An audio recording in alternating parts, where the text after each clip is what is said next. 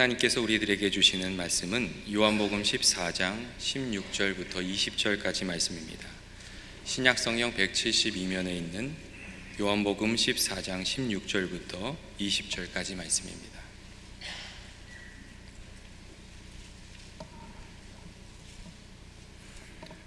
찾으셨으면 같이 봉독하도록 하겠습니다.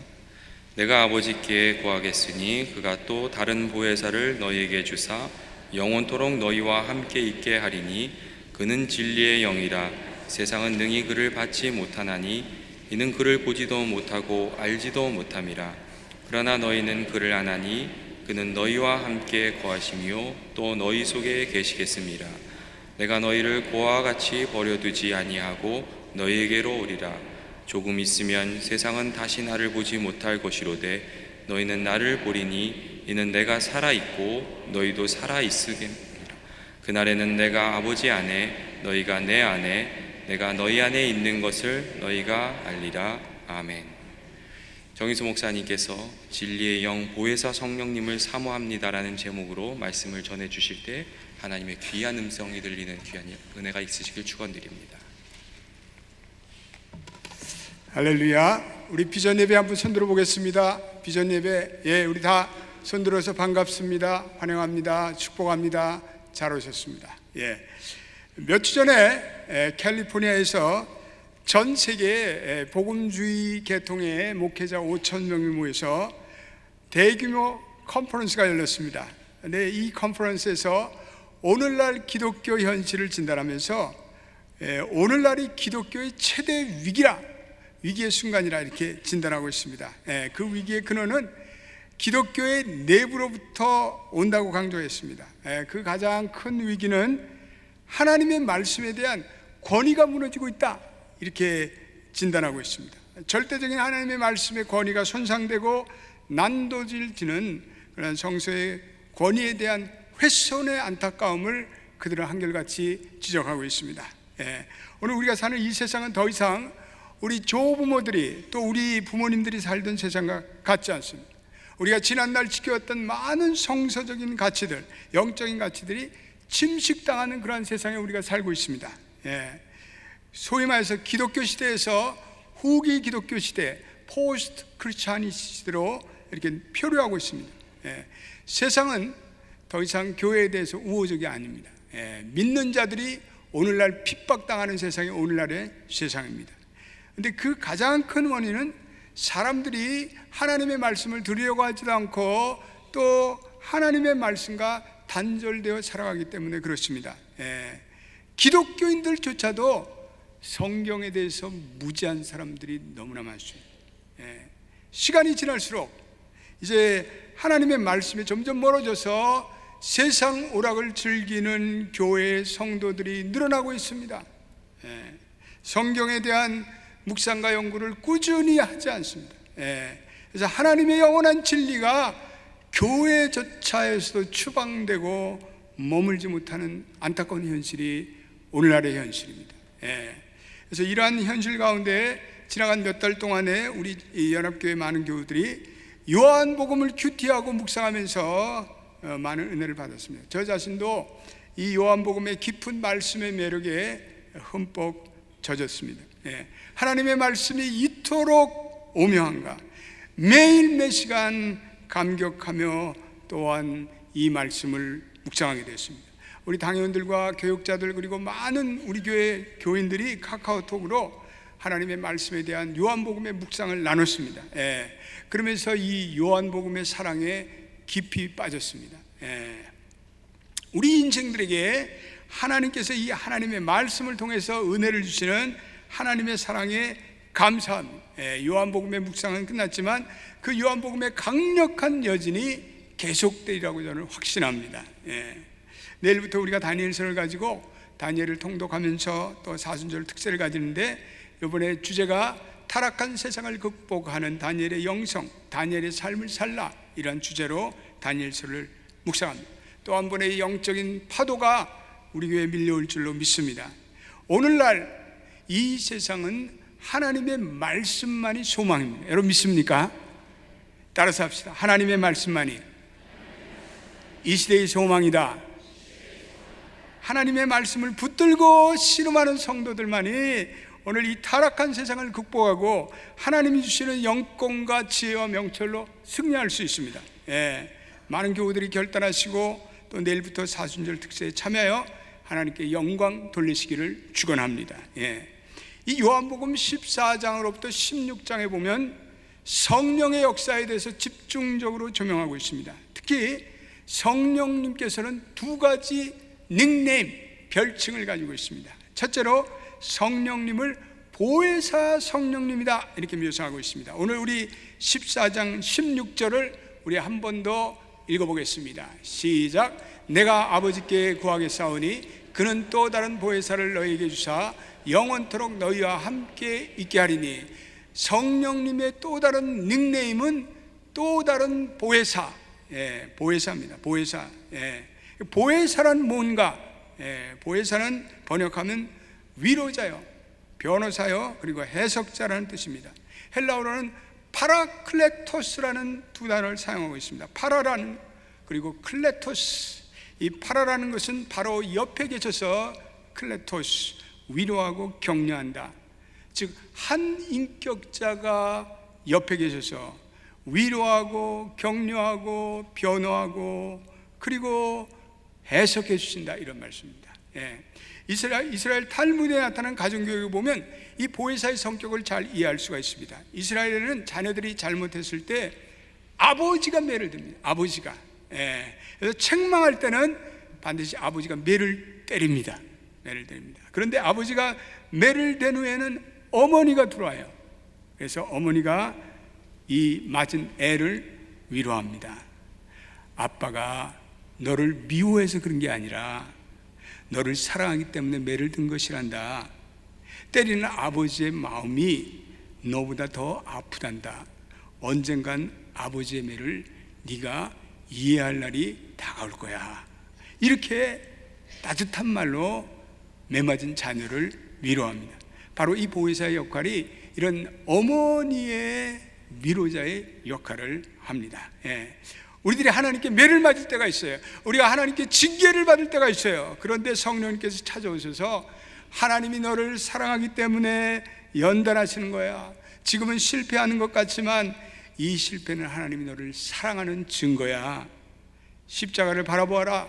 그 십자가 안에는 우리의 징계와 실패의 원인을 해석해주고 격려해 주시는 분이 계시는데 그분이 바로 성령님이세요. 할렐루야. 그래서 보혜사는 우리를 위로하시고 변호해 주세요. 하나님이 하시던, 예수님께서 지상에 하시던 그러한 일을 연속선상에서 계속해서 하게 하시고 또 예수님과 함께 계시고 예수님을 사랑하도록 은혜를 베푸시는 것이 바로 성령님의 역할입니다. 우리가 하나님 앞에 설 때도 이 마귀는 우리를 고소하고 정죄하는 검사적인 역할을 해요. 그래서 너는 하나님의 자녀가 아니야. 네가 그 꼬라지로 하나님의 자녀라고 웃겨. 너는 틀려먹었어. 넌 죽어 마땅해. 너는 차라리 세상 편에 서는 게 나아. 이렇게 이 마귀는 우리를 어큐저, 고소하고 비난하지만 성령께서는 우리로 하여금 마땅히 우리가 말씀드리지 못하는 것을 변론하고 옹호해. 이 사람이 여전히 하나님의 자녀야. 이 사람은 하나님의 백성이야. 우리가 자주 쓰러져요. 우리가 연약해요. 우리의 믿음이 흔들려요. 자주 넘어지고 자빠지고 실수투성인데 여전히 카운슬러 되시는 보혜사 성령님께서는 우리를 인도하시고 변호하시고 변증하시고 우리의 생각과 말과 행동을 보호해 주십니다. 할렐루야. 오늘 18절에 흥미로운 단어 하나가 나오는데 18절도 우리 한번 읽어보겠습니다. 시작. 내가 너희를 고아와 같이 버려두지 아니하고 너희에게로 오라. 내가 너희를 고아와 같이 버려두지 아니하고 너희에게로 오리라. 오늘 예수님께서 떠나가시면서 너희를 고아와 같이 버려두지 않겠다. 그리고 너희에게 다시 오겠다. 이 고아라는 단어, 고아라는 말은 어머니 아버지가 안 계신 아이들을 가리켜요. 성인들은 어머니가 아버지가 안 계셔도 고아라는 말을 안 씁니다. 근데 성경에 보면 불쌍히 여기고 국률이 여길 두 가지 대상인데 첫째로는 과부, 혼자 사시는 우리 권사님들, 혼자 사시는 분들 우리 불쌍히 여기셔야 돼요. 할렐루야. 또 우리 고아, 긍휼히 여기라. 예수님께서 너희를 고와 같이 버려두지 아니하시겠다라고 말하는데, 여기에 우리가 예수를 믿는 의미가 있어요. 그러니까 우리가 예수를 믿는 것은 아버지를 찾는 것과 마찬가지. 하나님 아버지와 나와의 이 본질적인 가장 이 세상에서 중요한 관계를 올바로 하는 것이에요. 우리는 하나님의 자녀이기 때문에 우리가 이 아버지, 하늘 아버지와 관계가 끊어지면 우리의 인생은 고와 같은 인생으로 살 수밖에 없어요. 중국의 유명한 석학 임어당 선생님이 40년을 방황하면서 자기가 하나님께 다시 돌아오면서 이런 유명한 말씀을 남겼어요. 하나님 없이 살았던 내 지난날의 40년은 완전히 고와 같은 인생이었습니다. 원래 그분은 신학을 공부하고 그리고 하나님을 알던 사람인데 중간에 타락해서 40년 동안 하버드 대학의 교수로 재직하는 동안에 예수를 믿지 않았어요. 그리고 무신론적인 책을 많이 썼어요. 근데 결국은 그는 훗날에 하나님께로 돌아오면서 자기의 지난 세월이 고아와 같았다, 이렇게 수리하고 있습니다. 오늘 보혜사 성령님이 우리의 마음에 우리가 좌정하고 우리가 모시고 살면 우리 외롭지 않습니다. 우리 고독하지 않습니다. 우리 불안과 모든 고민과 그리고 우리의 인생의 우리 외로움이 다 사라집니다. 우리가 이 성령님 안에서 하나님의 사랑으로 평안합니다. 성령이 우리에게 임재하심으로 우리는 축복과 은혜가 넘쳐납니다. 오늘 우리 191장 후렴 부분 한번 부르겠습니다. 좁은 길을 걸으며 밤낮 기뻐하는 것, 우리의 인생의 좁은 길을 걸을지라도 성령님이 함께 계시면 우리 외롭지 않고 고독하지 않습니다. 성령이 계시네, 할렐루야, 함께 계시네. 우리 다 두 손 들고 찬양해 보십시다. 성령이 계시네, 할렐루야, 함께 하시네.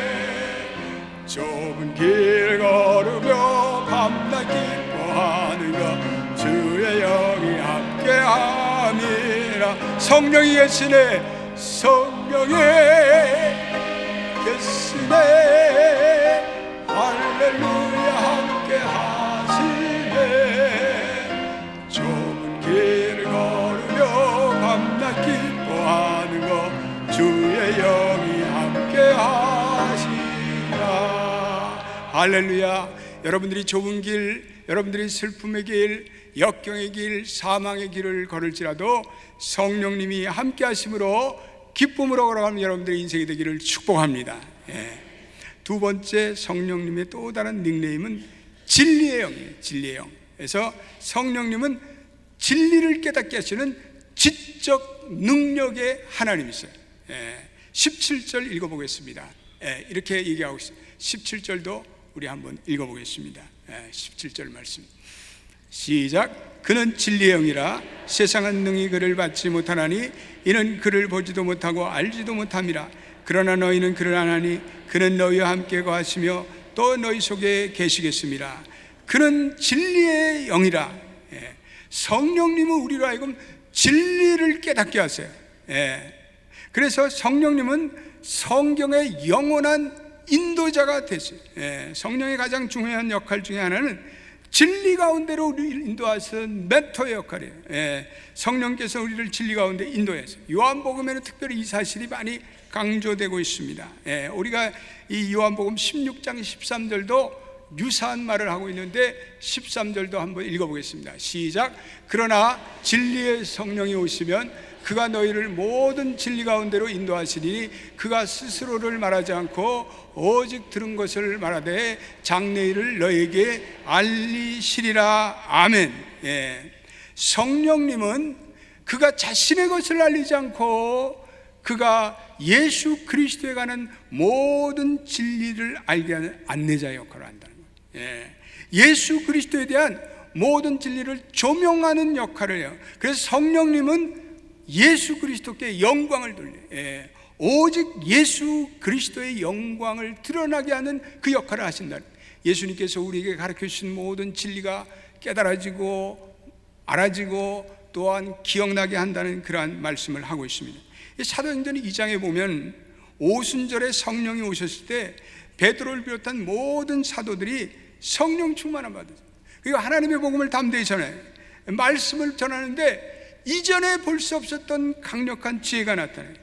베드로가 오순절 뒤에 성령 강림전 뒤에 오순절에 행한 설교 내용에 보면 성경에 대한 깊은 지식과 이해를 담고 있어요.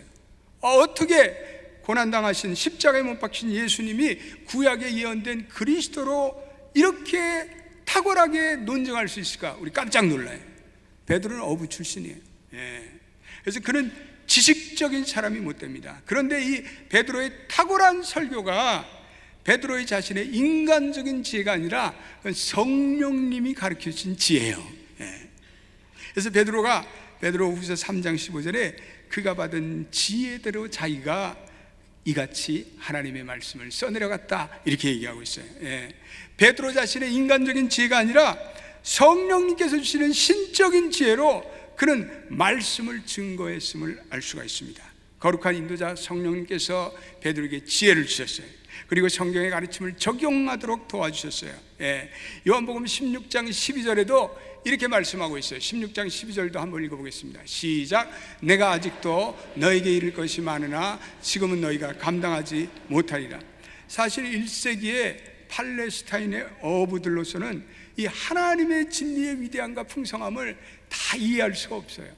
그들의 지식적인 한계로서는 하나님의 말씀의 그 오묘함을 이해할 수가 없어요. 그런데 놀라운 것은 제자들이 성령의 권능을 덧입고 그들이 나아갈 때 성령께서 그들의 지혜와 그들의 지성을 깨우쳐줘서 그들이 말씀을 전할 때마다 많은 사람들이 그 성령님의 역사하는 말씀을 듣고 아멘으로 화답하고 그들이 변하고 하나님의 백성이 되었어요. 성령님을 통해서 예수의 영광과 능력을 풍성히 깨닫고 그들은 변화돼요. 저는 다양한 세계 문화권을 다니면서 선교를 하고 있는데 특별히 다른 문화권에서 선교 복음을 전할 때 이거 쉬운 거 아닙니다.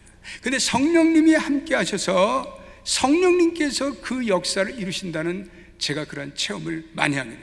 아프리카 사는 사람이나 중남미 사는 사람이나 그리고 중국에 사는 사람들에게까지 말씀을 전할 때 성령님께서 그리스도에 대한 말씀을 저들로 하여금 잘 알아듣도록 귀와 눈을 열어주세요.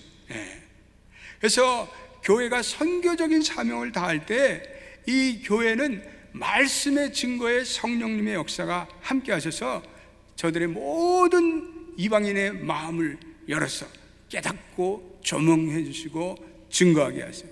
그래서 성령님은 문화와 언어를 초월하여 모든 그리스도인들의 마음에 거하셔서 우리가 읽은 성령의 말씀이 무엇인지를 깨닫고 또한 도와주세요. 그분의 간섭함이 없다면 이 성경 말씀은 한마디로 쓸모없는 지식 그리고 우리가 이해할 수 없는 난해한 사건의 연속이고 이건 기괴한 신화에 지나지 않는데 진리 되시는 성령님께서 우리가 이 하나님의 말씀을 읽을 때마다 깨달음을 주시고 아멘 이 말씀이 맞습니다. 또 이 말씀을 통해서 예수님을 만나게 되고 우리가 성경에 대해서 깊은 깨달음을 갖게 도와주십니다. 할렐루야. 기독교의 위대한 교부 어거스틴이라는 분이 있는데 그분은 이런 얘기를 하셨어요. 아무리 탁월한 교사가 사람들에게 무엇을 가르쳐 줄지라도 우리 안에 거하시는 성령님이 이것을 가르쳐 주지 않으면 우리는 그것을 이해할 수 없다 이렇게 이야기하십니다.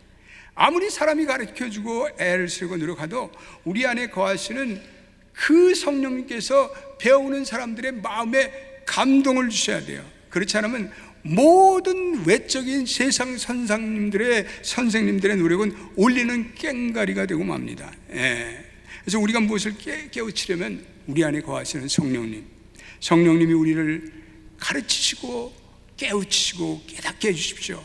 성령님 우리를 모든 진리 가운데 인도하는 진리의 영이기 때문에 그렇습니다.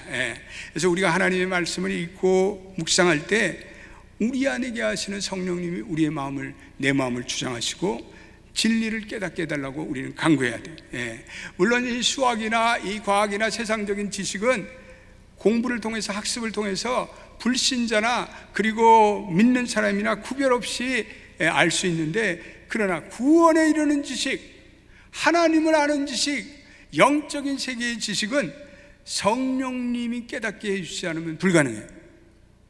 아무리 지식 수준이 높은 자라 할지라도 성령님이 깨닫게 해주지 않으면 은혜를 받은 어린 아이보다도 그 성경에 대한 이해가 모자랄 수도 있어요. 그래서 우리는 이 영적인 진리를 깨닫기 위해서는 겸손한 마음이 돼야 돼요. 열린 마음이 돼야 돼요. 성령님께 간구하는 마음이 돼야 합니다. 그래서 학습에 앞서 기도가 선행되라. 유명한 마틴 루터가 이렇게 말했습니다. 열심히 기도하면 반은 공부한 것이다. 이렇게 얘기하고 있습니다. 얼마나 귀한 말씀인지 모릅니다. 우리 모친께서 살아생전에 성경을 늘 가까이 하시고 또 말씀을 열심히 읽으셨어요. 그래서 우리 모친은 세상 나 없고 그냥 말씀 읽는 것이 우리 어머니의 유일한 낙이셨어요. 그런데 목회자인 제게 종종 질문하셨어요. 우리 모친께서 옛날 세대 어르신이기 때문에 무슨 공부를 그렇게 많이 한 그런 분은 아니셨어요. 근데 성경을 이해하는 그 이해의 폭을 보면 제가 깜짝깜짝 놀라요. 그래서 가끔마다 저한테 아들 목사 이거 좀 물어보자. 그러면 제가 이거 또 우리 어머니께서 무슨 얘기를 하려나? 근데 얘기를 하시는데 이분이 깊은 진리를 얘기하고 있어요. 물론 단어가 심플하고 단순하지만 그 얘기를 던지는 질문의 내용은 사실은 깊은 신학적 내용을 내포하고 있어요. 제가 그때마다 깨닫는 것은 우리 모친께서 말씀을 읽을 때마다 성령님께서 큰 깨달음을 주시는구나. 제가 그렇게 하나님께 감사한 적이 있습니다. 그래서 성령의 사역의 가장 중심적인 사역은 계시된 진리를 깨닫게 하는 거예요. 성령의 인도하심으로 우리가 이 영적 지식을 추구하는 것은 마땅히 모든 성도들이 신앙의 성장에 있어서 매우 중요해요. 그래서 베드로후서 3장 17, 18절에 예수 그리스도의 은혜와 절을 아는 지식에서 자라나라 이렇게 말씀하고 있어요. 요한복음 16장 8절 말씀도 한번 보겠습니다. 귀한 말씀입니다. 요한복음 16장 8절 시작. 그가 와서 죄에 대해 의에 대해 심판에 대해 세상을 책망하시리라. 예수님께서는 성령을 통해서 성령이 죄에 대해서 의에 대해서 그리고 심판에 대해서 세상을 책망할 것이 있다고 말씀합니다. 중요한 말씀이에요. 즉 성령님께서 이 세상이 추구하는 근본적인 가치관이 잘못되어 있음을 성령님께서 보여주세요. 성령님이 깨달음을 주시면 우리의 영안이 열려서 우리가 이 세상이 추구하는 가치관이 이건 잘못된 세속주의적인 가치관이었음을 깨닫게 하세요. 오늘날 우리가 추구하는 세상의 많은 사람들이 그렇게 질주하고 향해서 나가는 이 가치관들이 물질주의적인 가치관이요, 배금주의적인 가치관이요, 얼마나 외형주의적인 가치관을 추구하는지 몰라요. 한탕주의의 가치관을 추구하고요. 이건 다 장기적인 시각에서만 망하는 거예요. 사람이 죄를 부추기고 정욕을 부추기고 하나님을 대적하고 하나님을 부인하는 세속적인 외형적인 가치관이 오늘 세속적인 가치관이 우리로 하여금 그 가치관을 받아들이도록 우리로 하여금 학습화시켜요. 사람들은 이러한 가치관에 대해서 아무런 깨달음도 없이 정신없이 이러한 가치관을 추구하며 살아가요. 그런데 성령님께서 임재하시면 사람들로 하여금 죄에 대한 자기의 생각, 이 세상에 대한 가치관에 대한 자기 기본적인 사고의 틀이 잘못됐다는 것을 깨닫게 하세요. 회개라는 것은 성령님을 통해서 자기가 그동안 가졌던, 자기가 그동안 어린 시절부터 배워왔던, 하나님을 알기 전에 습득했던 모든 세상의 거리에서 습득했던 가치관이 잘못되었다는 것을 깨닫게 하세요. 그래서 우리의 눈을 열어서 영혼의 세계를 보게 하세요. 진리의 세계를 보게 하세요. 초월의 세계를 보게 하세요. 영의 세계를 보게 하는 그런 놀라운 역사를 성령님, 진리의 성령님께서 이루신다는 사실을 여러분들이 믿게 되시기를 주님의 이름으로 축원드립니다.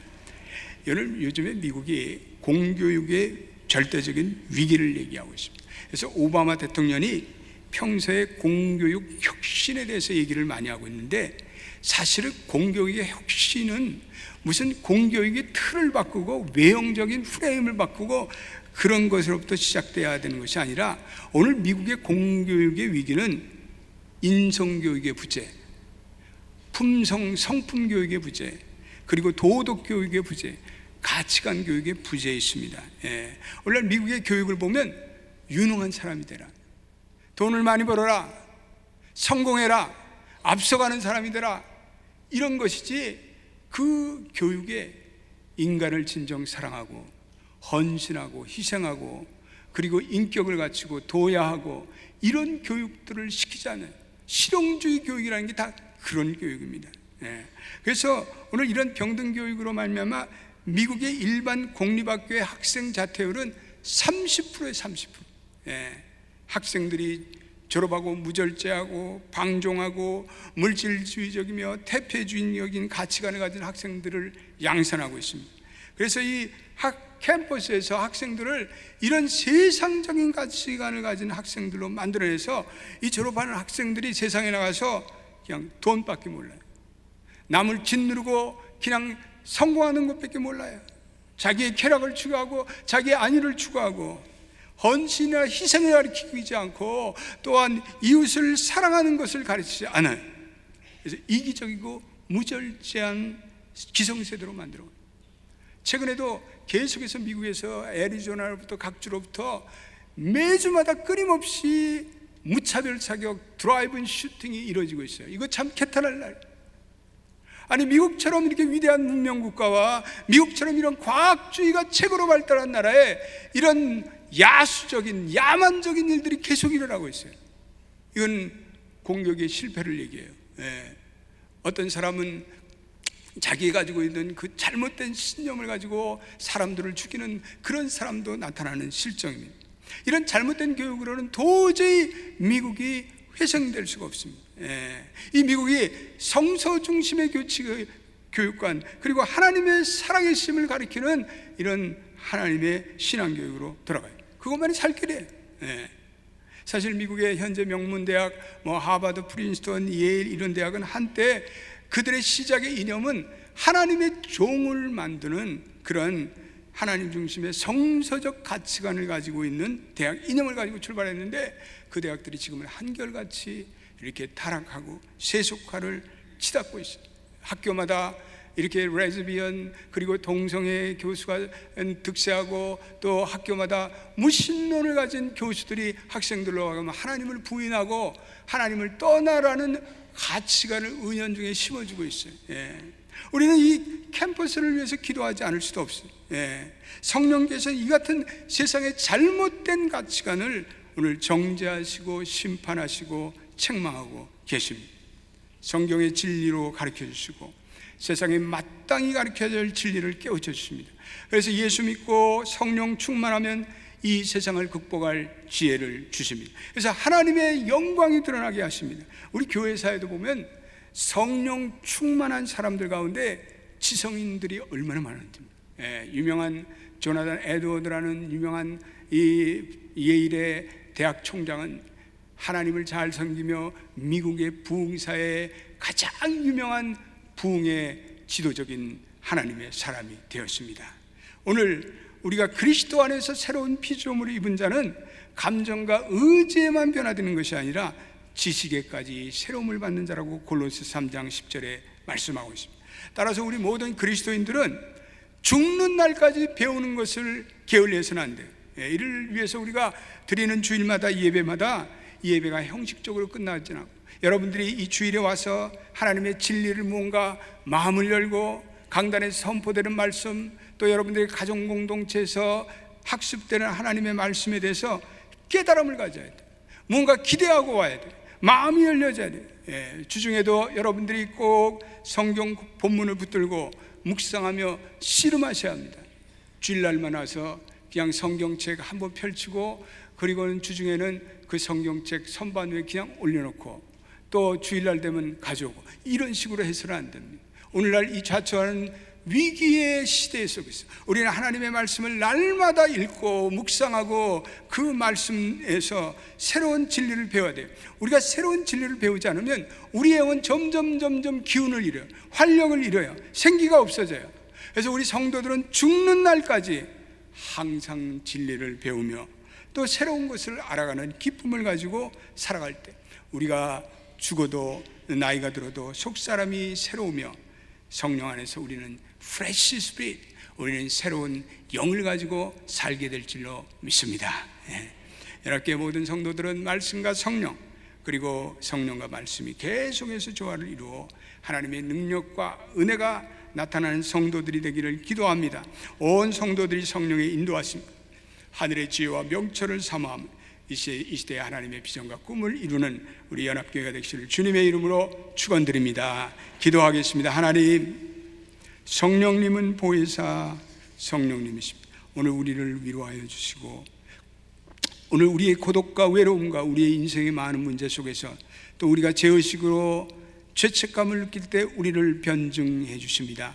성령님은 진리의 성령님으로 우리가 읽는 성경의 말씀이 어떤 때는 깨닫지 못했지만 성령께서 우리 가운데 역사해서 우리의 눈을 밝혀 이 성경의 말씀이 낱낱이 하나님의 살아있는 말씀임을 깨닫게 됩니다.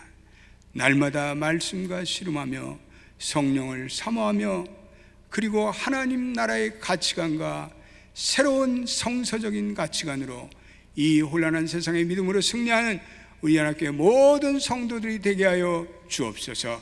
예수님의 이름으로 기도드립니다. 아멘.